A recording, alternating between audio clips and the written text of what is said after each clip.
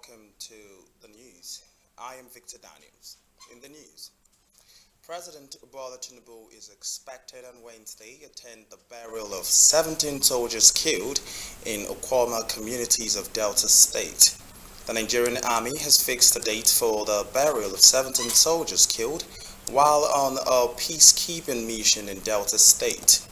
In a statement on Tuesday, the Army noted that the soldiers killed in Okwama community in Delta State will be buried on Wednesday, March the 27th, 2024.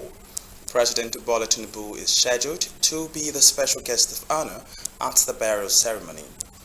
The burial is billed to take place at the National Ceremony and Cemetery in Abuja by 3 p.m. The personnel attached to the 181 Amphibious Battalion were responding to a distress call when they were ambushed and killed on March the 14th. Meanwhile, a federal lawmaker representing the Southern Ijaw Federal Constituency of Bayelsa State, Rodney Abayiwe, has condemned the killing of military personnel in Ughelli local government area in Delta State. Speaking at a press briefing on Tuesday in Abuja, Abayiwe expressed dissatisfaction over the loss of lives of the communities affected in the Ughelli local government area in Delta and the Southern Ijaw Federal Constituency in Bayelsa State. He asked the Nigerian Army to apply caution in the search and arrest of the criminals who perpetrated the act to minimize the collateral damage to the innocent and law-abiding citizens. The House of Representatives correspondent Linda Ike reports that Abayiwe further called on the people of the Igbomotoro and Southern Ijaw Federal Constituency to be vigilant and report any strange movement in their various communities to the nearest law enforcement agencies. I am aware that the Nigerian Army has a capacity to gather intelligence within a short period. The execution of such intelligence reports should be done with utmost caution to minimize collateral damage to innocent and law-abiding citizens. I say this bearing in mind the invasion and carnage that took place in Odi, November 1999, following the killing of some soldiers and policemen, which remains fresh in our memories in Bayelsa State. Caution and professionalism must be the watchword to forestall unpleasant and regrettable consequences in the approach to bringing a culprit to book. The presidency on Tuesday said a total of $35 billion is needed yearly to cover the country's infrastructure expenditure for the next 16 years. This was revealed on Tuesday in a statement titled "What the Renewed Hope Infrastructure Fund Means" by the Special Advisor to the President on Information and Strategy, Bayo Onanuga. According to the statement, the fund's 35 billion naira yearly will cover the infrastructure expenditure from 2024 up till 2040. The statement also explained that the nitty-gritty behind the President Bola Tinubu's Renewed Hope Infrastructure Funds. It said that President Muhammadu Buhari, realizing that the government could not meet his huge costs, established the Presidential Infrastructure Development Fund (PIDF), with the National Sovereign Wealth Authority playing a vital role. The Nigerian Financial Intelligence Unit has exposed the alleged fund of terrorist activists in Nigeria by the indigenous people of Biafra bandits and other terror groups through the global crowdfunding and sport betting platforms. The Financial Intelligence Unit revealed how IPOB received the funds through affiliates in 22 countries that he registered at least 27 entities under the group's name. The NFRU noted that 7 of the registrations were made in the United States, while 6 were in the United Kingdom. And it added that over $160,000 raised by the IPOB through the crowdfunding was funneled through transmission, media and broadcasting companies in Bulgaria, South Africa and the UK. The details of the development were revealed in a newsletter by the NFRU's Counter-Financing of the Terrorism Department obtained on Tuesday. The Minister of the Federal Capital Territory, FCT, the Federal Abuja, Nyesom Wike, has lambasted persons that he described as a political harlot in Rivers State, saying that he will continue to defeat them. Wike disclosed this at a Thanksgiving organized by the minority leader of the House of Representatives, Kingsley Chinda, to mark his birthday, the new position in the National Assembly. Wike recalled how he came under the pressure in 2023 to choose his successor, and saying that Chinda would have been one of the very best he would have presented as his successor. He called on the people of the state to keep supporting the Speaker and members of the House, saying that it was not possible for the executive to crave independence and try to deny the lawmakers of their independence. The FCT minister went down the memory lane to recount some of the projects that he executed as the governor, noting that in his time, the river stood out and was respected across the country. Wike challenged the distractors and those described as experts petition writers to drag him to the Economic and Financial Crime Commission, EFCC, informing them that he has no immunity. Pressure came on me. Pressure came at the time we wanted who would succeed me. Pressure came. One of the very best I would have presented would have been Chinda. One of the very best. Don't forget people going from one place to the other. They are forming this. They are allowed. Don't dissipate your energy.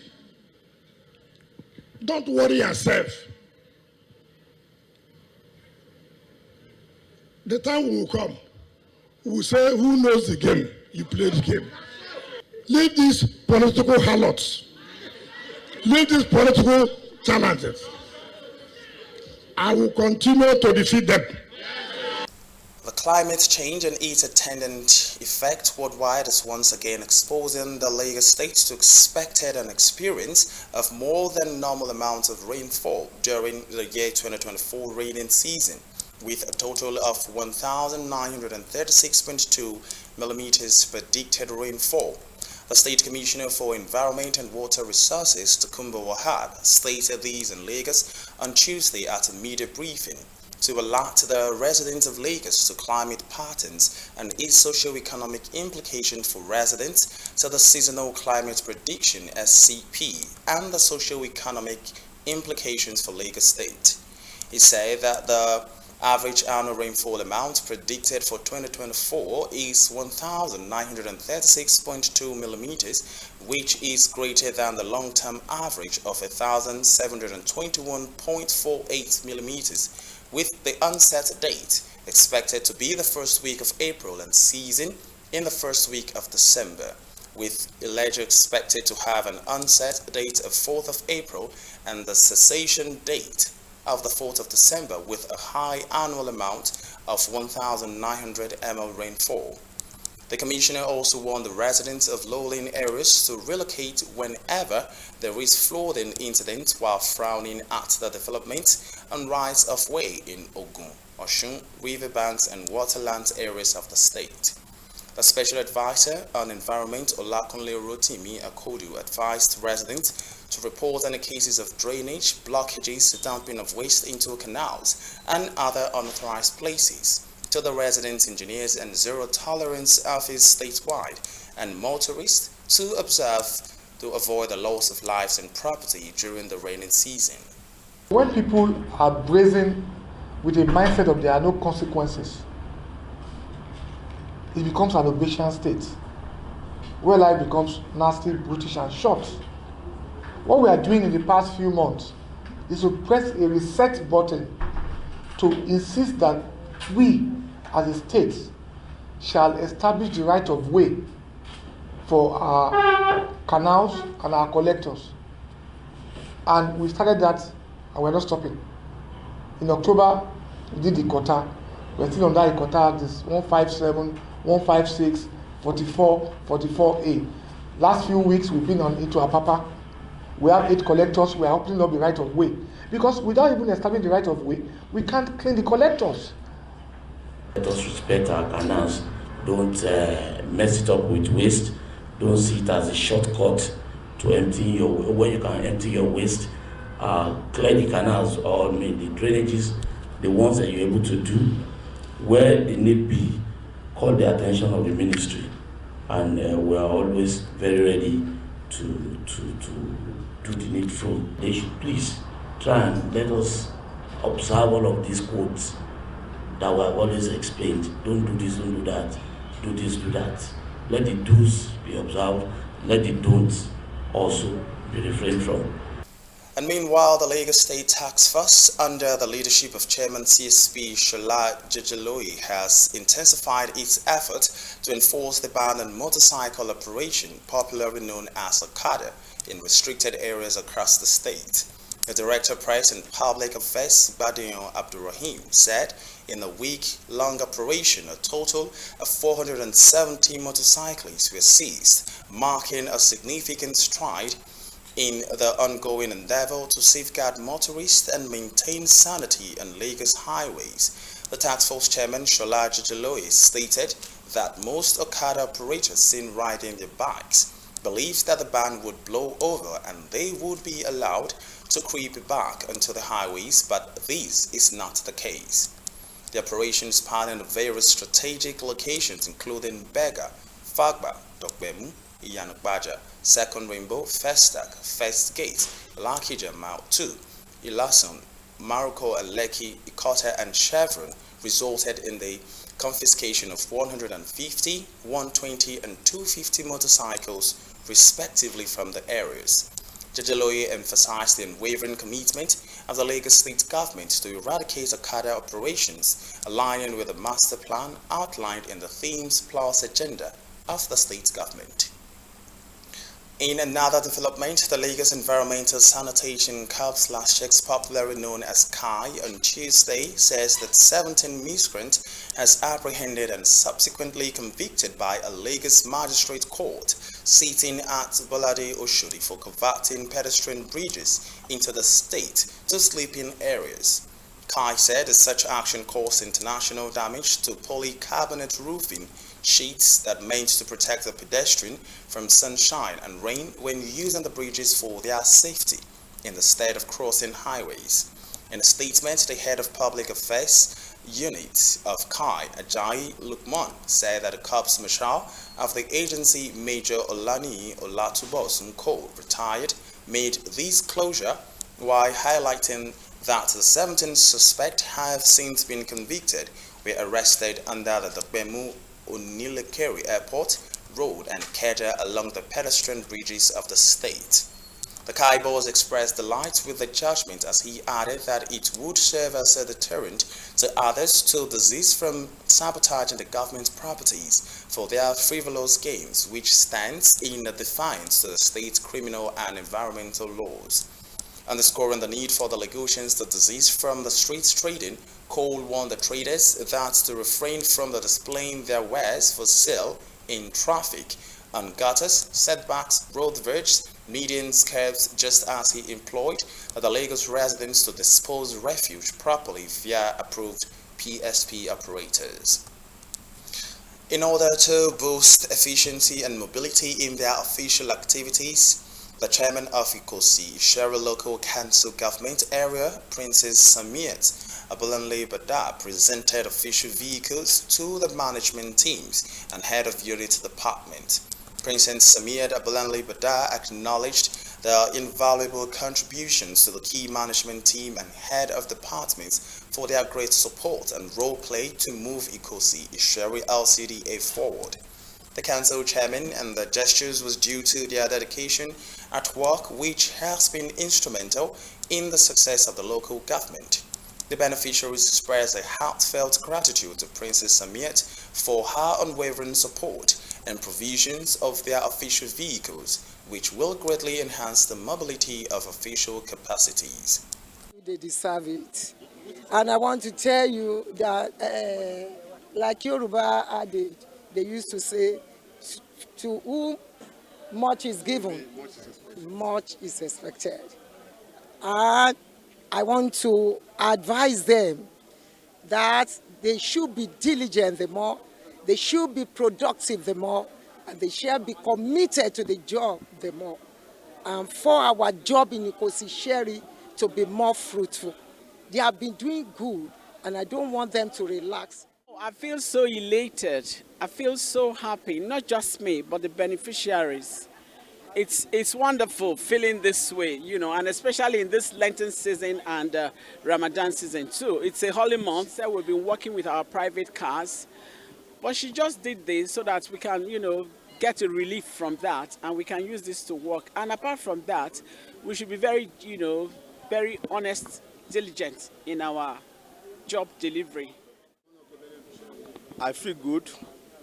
I feel elated for having an official car. Everyone that got this car deserved it because we are all hardworking. Like we have been doing before, we will not relent in our efforts. I will promise to intensify more efforts in making sure Ikosi Sherry is taken to a greater height.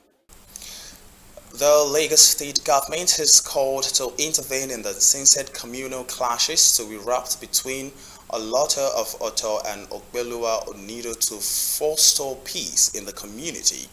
The affected residents claimed that the rancor between the two Lagos high chiefs has caused them lost properties, and some of them have been taken to the hospitals for different degrees of injuries. The CDA chairman, Ifeshuwakbo Agbodemu Ishola Musbau, noted that there was a prior information from the Ministry of the Environment or representatives of the Lagos state government to serve as warning for imminent demolition of the properties and 4 communities to the area. A resident, Olao Shebikon Olakunle, an interstate driver, urged the state government to urgently intervene in the crisis rocking the area. The secretary, Ifeshuwakbo community, Babatunde Awode, only the state government can shed light on the issue, as there is no need or no reason why the community was invaded.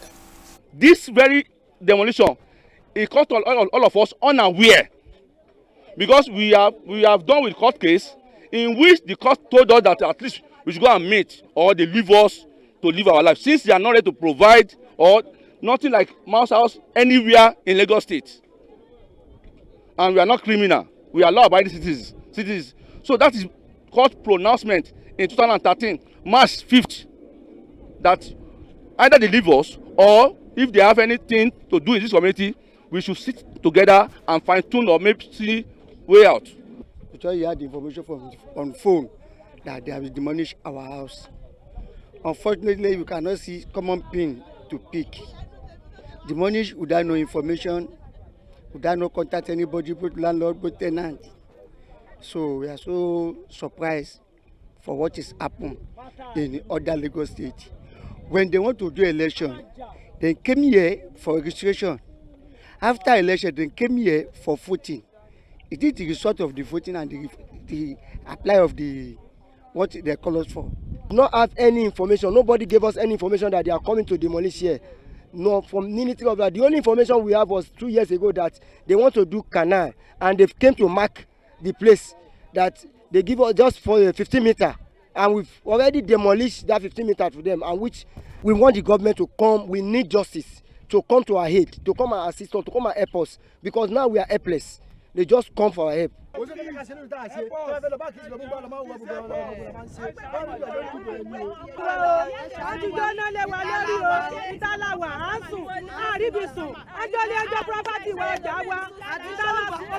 The Monetary Policy Committee of the Central Bank of Nigeria (CBN) on Tuesday raised the interest rate to 24.75%.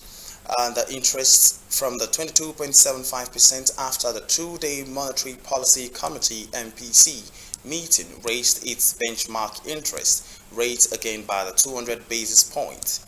Governor of the CBN, Olayemi Cardoso, announced these in Abuja after the meeting. He also announced that all other indicators remain constant, and the new interest rate is a jump to the 22.75% announced by the MPC about a month ago, and the second rate hike by the current committee. Cardoso announced the retention of the cash reserve ratio (CRR) of deposit money banks at 45%. But however, the MPC adjusted the CRR of merchant banks from 10% to 14%. The committee also retained the liquidity ratio at 30%. And we now take a short break. When we'll come back, we'll take some stories from the foreign scenes.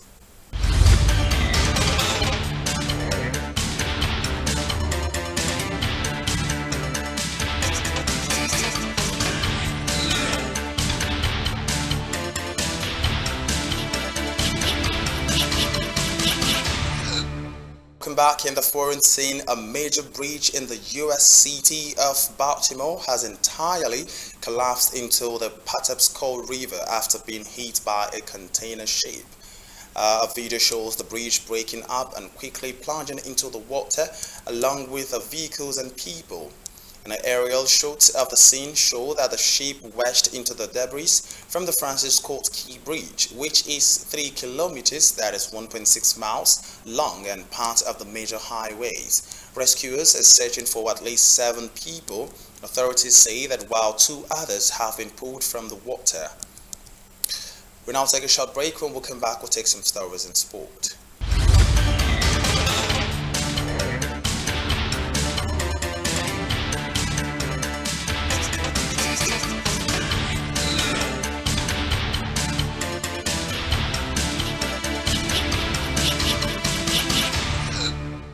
And welcome back in sport. The Super Eagles duo of Calvin Bassey and Frank Onyeka have left the camp ahead of Tuesday's international friendly against Mali at the Grand Stade de Mirac on Tuesday, and interim head coach Finidi George is expected to shake up his starting 11. Bassey missed at a 2-1 win over Ghana on Friday, but Onyeka played in the game. And that's the end of the news. I am Victor Daniels.